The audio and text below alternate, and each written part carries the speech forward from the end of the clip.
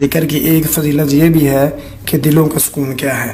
اللہ تعالیٰ نے سورہ رعد کے اندر فرمایا ہے الذین آمنوا وتطمئن قلوبہم بذکر اللہ، الذین آمنوا وتطمئن قلوبہم بذکر اللہ، اور جو لوگ ایمان لائے اور ان کے دل اللہ کی یاد سے اطمینان پاتے ہیں، یعنی ایمان والے مومن جو بندہ ہے وہ اللہ کو یاد کر کے اپنے دل کو سکون پہنچاتا ہے۔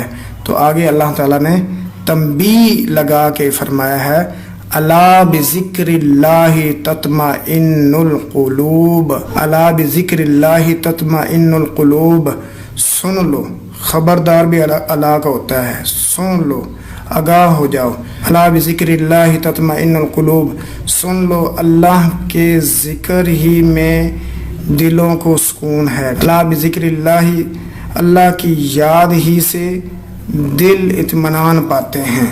تو جب دل اداس ہو، کوئی بھی مسئلہ ہو، کوئی بھی مسئلہ ہو، کوئی بھی پریشانی ہو، تو اللہ کو یاد کرنا شروع کر دے، انشاءاللہ اللہ وہ مسئلہ بھی حل کر دے گا اور دل کو سکون بھی پہنچا دے گا۔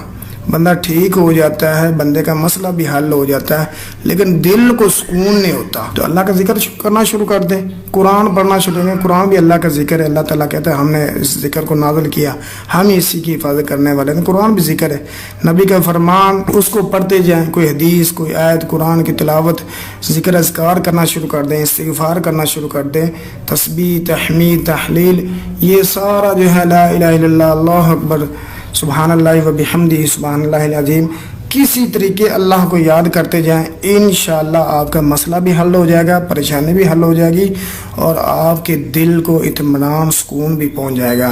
تو یہ اتنا ٹکڑا جو ہے آپ نے کوشش کریں پوری آیت یاد کریں، لیکن الا بذکر اللہ تطمئن القلوب یہ زبانی یاد کرنا۔ حدیث نمبر 6 ہے، سیدنا جندب بن عبداللہ رضی اللہ تعالی عنہ بیان کرتے ہیں کہ اللہ کے نبی صلی اللہ علیہ وسلم نے فرمایا ہے، یہ حدیث صحیح بخاری اور مسلم کے اندر موجود ہے، فرمایا من سمع اللہ بہ، من سمع اللہ بہ، یہ سمع 2 مرتبہ ہے، من سمع اللہ بہ ومن یرائی اللہ بہ، اسی طرح کی حدیث ہے سمع 2 مرتبہ، یرائی 2 مرتبہ، ان دونوں کے بعد اللہ آیا، ان دونوں کے بعد اللہ بھی آیا، ٹھیک ہے، دونوں یاد رکھیں، من شروع میں و من شروع میں، سمع اللہ بھی، یرائی من شروع میں، یرائی اللہ بھی، بڑی ہی آسان یاد کرنے میں یہ حدیث ہے، بخاری مسلم کی۔ اللہ کے نبی صلی اللہ علیہ وسلم فرماتے ہیں جو جھوٹی شہرت کا طلبگار ہوا، جھوٹی شہرت، جھوٹی عزت پانے کا خواہش مند طلبگار ہوا، اللہ تعالیٰ اسے رسوا کر دے گا۔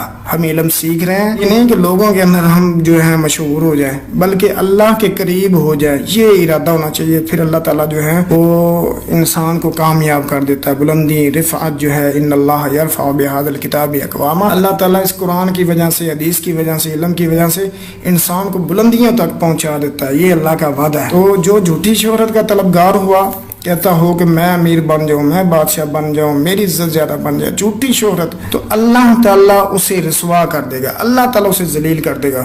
اور جس نے ریاکاری کی، جس نے ریاکاری دکھلاوا کیا، تو اللہ تعالیٰ اس کے عمل کی حقیقت بھی کھول دے گا۔ نہ ہی یہ کہنا ہے کہ مجھے جو ہے یہ فلان جگہ کا عہدہ مل جائے، خود خواہش نہیں کرنی، اپنے آپ کو قابل اتنا کرو کہ اللہ تعالیٰ تمہیں خود بخود ہی آگے لے آئے، تقوی اتنا ہو۔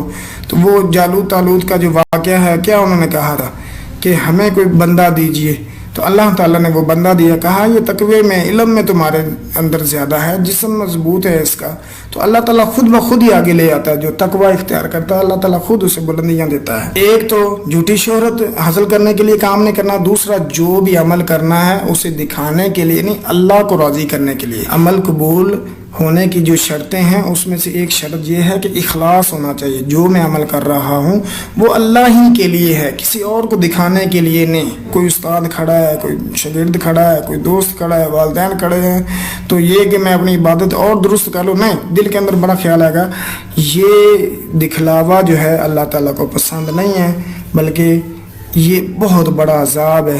اللہ تعالیٰ جو ہے قیامت کے دن سب سے پہلے ابو جہل، نمرود، فرعون، ابلیس، بڑے بڑے کافر، اسرائیلی، یہودی، سارے کے سارے ایک سائر پر کھڑے ہوں گے۔ ان کو اللہ تعالیٰ بعد میں پھینکیں گے۔ پہلا جو بندہ ہوگا سخی، غنی، شہید جو ہے، حافظ عالم جو ہے، دین کا کام کرنے والا، نیت کیا کہ لوگ خوش ہو جائیں، لوگوں کو دکھانے کے لیے عمل کر رہا ہے۔ اللہ تعالیٰ بڑے بڑے کافروں، ظالموں سے پہلے اس کو جہنم کے اندر پھینکیں گے۔ یہ ہمارا گرامر کا سبق ہے۔ گرامر کے اندر ہم نے ماضی پڑھ لیا، مضارع پڑھ لیا، اب پڑھیں گے ماضی اور مضارع کے ٹوٹل سیغے جو ہوتے ہیں وہ 14 ہوتے ہیں۔ ماضی کے بھی 14 سیغے ہیں اور سیغے کہتے ہیں لفظوں کو۔ ماضی کے بھی 14 سیغے ہیں اور مضارع کے بھی 14 سیغے ہیں۔ ماضی کی تعریف ہم نے پڑھی، جو زمانہ گزرا ہوا بتایا۔ مضارع جو ہے وہ جس میں موجودہ اور آئندہ زمانہ پایا جائے۔ ماضی کے آخر میں زبر آتی ہے، مضارع کے آخر میں پیش آتی ہے۔ ماضی مضارع کے ٹوٹلی لفظ کتنے ہوتے ہیں؟ یعنی 14 لفظ ہوتے ہیں۔ 14 کی آپ نے تقسیم کر لینے، 3 حصے کرنا ہے۔ کیسے؟ 6 الگ کر دینے، 2 الگ کر دینے، ٹوٹل 14 ہو جائیں گے۔ ماضی کے بھی 14 سیغے ہیں، 6 غائب کے اور 6 حاضر کے۔ غائب اور حاضر کی ہم نے تعریف پڑھ لی۔ غائب اسے کہتے ہیں جو موجود نہ ہو، اور حاضر اسے کہتے ہیں جو موجود ہو، متکلم جو بات کرنے والا ہو۔ ٹھیک، غائب کے بھی 6 ہیں، حاضر کے بھی 6 ہیں، اور متکلم کے 2 سیغے ہیں۔ سمجھ آ رہی؟ متکلم کے 2 سیغے ہیں۔ یہ ماضی اور مضارع کے ٹوٹل 14 سیغے ہیں۔ غائب کے 6 سیغے کون سے ہیں؟ یہ یاد رکھنا بہت ہی آسان ہے، ہم نے سبق آج یہاں تک پڑھنا ہے، مشکل نہیں ہے، تھوڑا سا سمجھے۔ اچھا، غائب کے سیغے کون سے 6 ہیں؟ آپ نے پڑھا ہے واحد پڑھا ہے، ٹھیک ہے۔ واحد کے بعد آپ نے مذکر پڑھا ہے، مذکر کے بعد آپ نے غائب پڑھا ہے۔ واحد کے ساتھ مذکر غائب لگائیں، پھر واحد کے بعد تثنیہ کو پکڑ لیں، تثنیہ کے ساتھ مذکر غائب لگائیں، پھر جمع کو پکڑ لیں، ٹھیک ہے۔ جمع مذکر غائب، ٹھیک ہے۔ پہلا سیغہ غائب کے جو سیغے ہیں، واحد مذکر غائب، دوسرا تثنیہ مذکر غائب، جمع مذکر غائب۔ مذکر کو چھوڑ کر اب مؤنث کے ساتھ یہ سارے لگانے ہیں۔ واحد مؤنث غائب، واحد مؤنث غائب، تثنیہ مؤنث غائب، جمع مؤنث غائب، ٹھیک ہے۔ غائب کے 6 سیغے ہو گئے۔ اب غائب کو چھوڑ کر حاضر پر یہی فارمولہ لگانا۔ کیسے؟ واحد مذکر حاضر، تثنیہ مذکر حاضر، جمع مذکر حاضر، 3 ہو گئے۔ پھر مذکر کی جگہ مؤنث پکڑ لینا، واحد مؤنث حاضر، تثنیہ مؤنث حاضر، جمع مؤنث حاضر۔ یہ ہمارا یہاں تک سبق ہو گیا۔ غائب کے 6 سیغے کون ہیں؟ واحد مذکر غائب، تثنیہ مذکر غائب، جمع مذکر غائب، واحد مؤنث غائب، تثنیہ مؤنث غائب، جمع مؤنث غائب۔ یہ غائب کے 6 سیغے، 3 مؤنث کے ساتھ، 3 مذکر کے ساتھ۔ اب حاضر کی باری، واحد مذکر حاضر، تثنیہ مذکر حاضر، جمع مذکر حاضر، واحد مؤنث حاضر، جمع تثنیہ مؤنث حاضر، جمع مؤنث حاضر۔ متکلم بھی آسان ہے۔ متکلم کے ساتھ آپ نے واحد کے ساتھ یہ دونوں لگانا ہے۔ واحد کے ساتھ واحد مذکر مؤنث متکلم، واحد مذکر مؤنث متکلم، یہ دیکھ لیں 2 سیغے۔ واحد مذکر مؤنث متکلم، 1 تو ہو گیا، ٹھیک ہے۔ اب واحد کے ساتھ ہم نے یہ دونوں لگائے تھے اور متکلم، اب تثنیہ اور جمع کے ساتھ دونوں لگائیں گے۔ تثنیہ جمع مذکر مؤنث، تثنیہ جمع بھی اکٹھا ہے اور مؤنث مذکر مؤنث بھی اکٹھا، تثنیہ جمع مذکر مؤنث متکلم، ٹھیک۔ تثنیہ جمع مذکر مؤنث متکلم، یہاں تک ہمارا سبق ہو۔ گرامر کی دوسری کتاب کے اندر ہم نے پڑھ لیا تھا میزان، ترازو، وزن کیسے نکالنا ہے فاعل لام کے ساتھ۔ وزن کے لحاظ سے حرف کی قسمیں، حرف کی 2 قسمیں ہیں، حرف اصلی، حرف زائد۔ یہاں بھی ہم نے یہی پڑھا ہے، جو فاعل لام کے مقابلے میں آئے اسے اصلی کہلائیں گے، جو فاعل لام کے مقابلے کے علاوہ اسے زائد کہا جائے گا۔ تو حرف اصلی، حرف زائد، یہ قسمیں کس کی ہیں؟ حرف کی وزن کے لحاظ سے۔ حرف اصلی کسے کہتے ہیں؟ وہ ہے جو فا عین لام کے مقابلے میں ہو۔ سمجھ آ رہی ہے نا؟ فا عین لام کی بات ہی چل رہی۔ حرف اصلی وہ ہے جو فا عین لام کے مقابلے میں ہو، جیسے زارابا، یہ 3 ہے، یہ زواد رابا کس کے وزن پر ہے؟ فا عین لام فعلا، ٹھیک ہے، اس کے وزن پر ہے۔ عبدن فعلن، عین بادال درمیان میں ساکن ہے، درمیان میں ساکن ہے۔ مطلب حرف اصلی جو فاعل لام کے مقابلے میں ہو، حرف زائد جو اس کے الٹ کر لیں، جو فاعل لام کے مقابلے میں نہ ہو، جیسے اکرما، احمدو، ٹھیک ہے، افعل، افعالو، یہ سمجھ نہیں آئے گی، آگے جا کے آئے گی۔ فا عین لام ہے نا، اس میں سے فاعل لام کے علاوہ کوئی اور حرف ہے؟